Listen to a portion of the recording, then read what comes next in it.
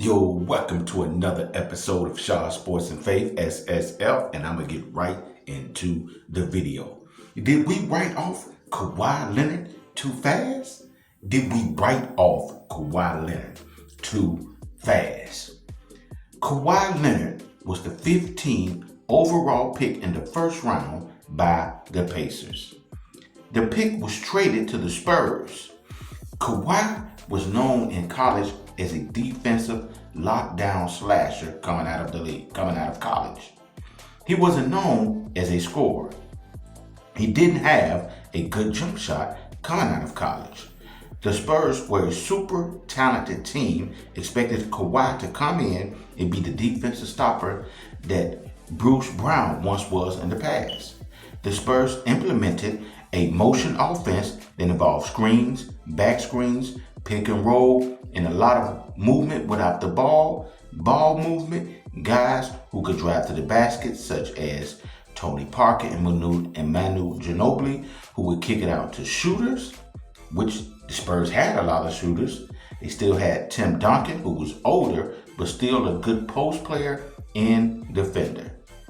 The Spurs, again, had shooters everywhere. All they needed Kawhi to do was to be the defensive stopper. Kawhi put in a lot of work on his game, and he showed it in the 2014 finals.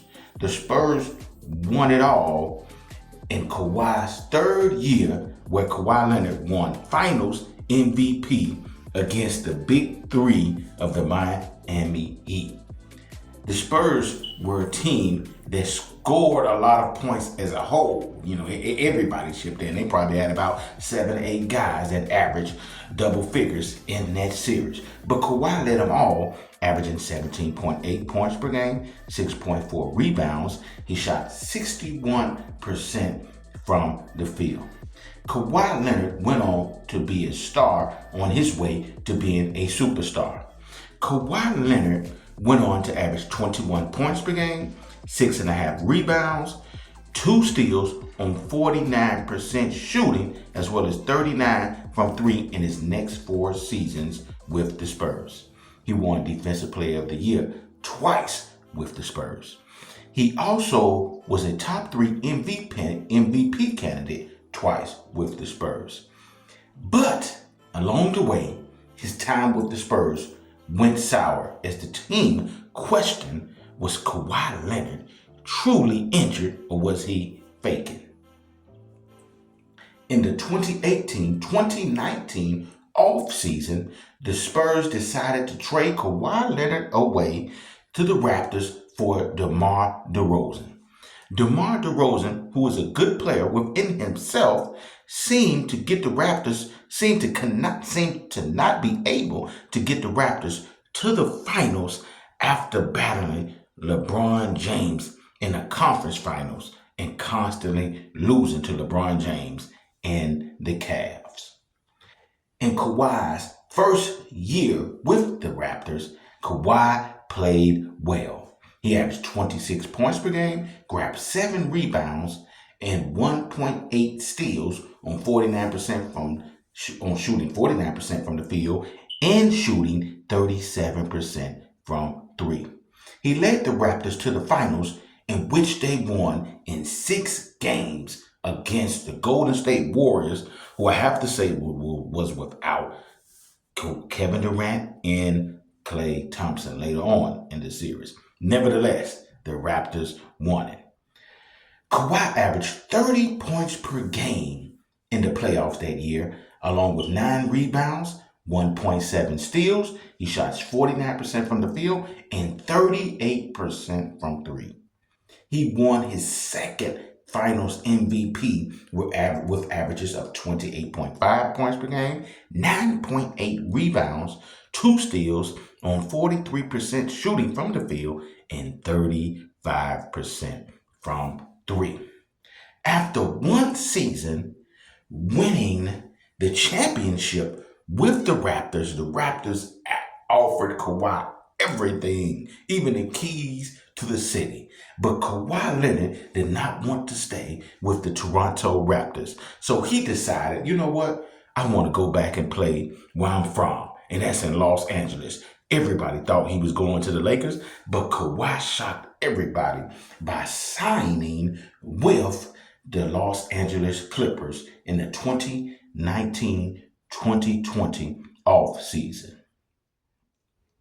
The Clippers also signed Paul George in a sign and trade with trading with Oklahoma, which that trade ended up where the Thunder got Shai Gilgeous-Alexander, who would probably win MVP for Paul George. But nobody, of course, hindsight, it's hindsight. No one thought Shai would be who he is today.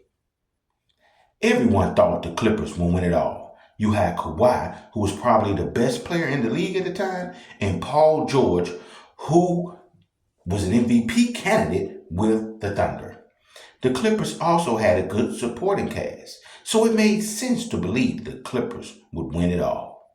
Well, the Clippers played well all that season and played well until, let's say the Clippers choke. The Clippers went up 3-1 and against the Denver Nuggets, but end up losing 4-3. After the 2020 playoffs, the Clippers said, "Doc, this is your fault," and they fired Doc Rivers and hired Ty Lue. NBA fans and mainstream media felt the Clippers choked that series away. They will be back in the 2020-21 season ready to compete for a championship. Well, they did play well. That's until Kawhi Leonard got hurt in the playoffs and the Clippers lost again in the playoffs. Over the next few seasons, Kawhi has battled injuries after injuries, and his injuries has hurt his team's chances of winning a championship. The Clippers gave Kawhi another max deal despite all of his injuries. They decided to sign James Harden, and they tried to sign Paul George, but Paul George wanted longer time on the deal, so he ended up signing with the 76ers. Kawhi missed a lot of this season, only playing in 37 games. He has come back and he's played well. He has averaged 21.5 points per game this season, grabbed 6 rebounds, averaged 1.6 steals. He shot 49% from the field on 41% from 3. He led his team to 5th place in the Western Conference. They're playing the 4th seed, which is the Denver Nuggets, who has a guy who very well should win MVP in Nikola Jokic. Well, he has come back and he has played great in these playoffs, reminding everyone that I'm still him. Kawhi is averaging 30.5 points per game, 4.5 rebounds, 2.5 steals on 70% field goal shooting, as well as shooting 50% from 3. And it's only been 2 games, but boy, he has played well in those 2 games. Kawhi is a real deal superstar when he is healthy. He is a 3-level scorer. He has the ability to drive to the basket, create space with his handle, and shoot the midi. He can shoot the 3, and he is a good post-up scorer. He has no weaknesses on offense. He is also a pest on defense. He is one of the best defenders in NBA history. When healthy, he is probably the best 2-way player in the NBA.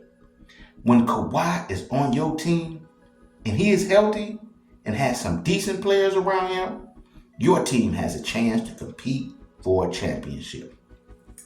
Down 0-1 on Monday night, April 21st, Kawhi put the Clippers on his back and scored 39 points to give the Clippers the win over the Nuggets to tie the series.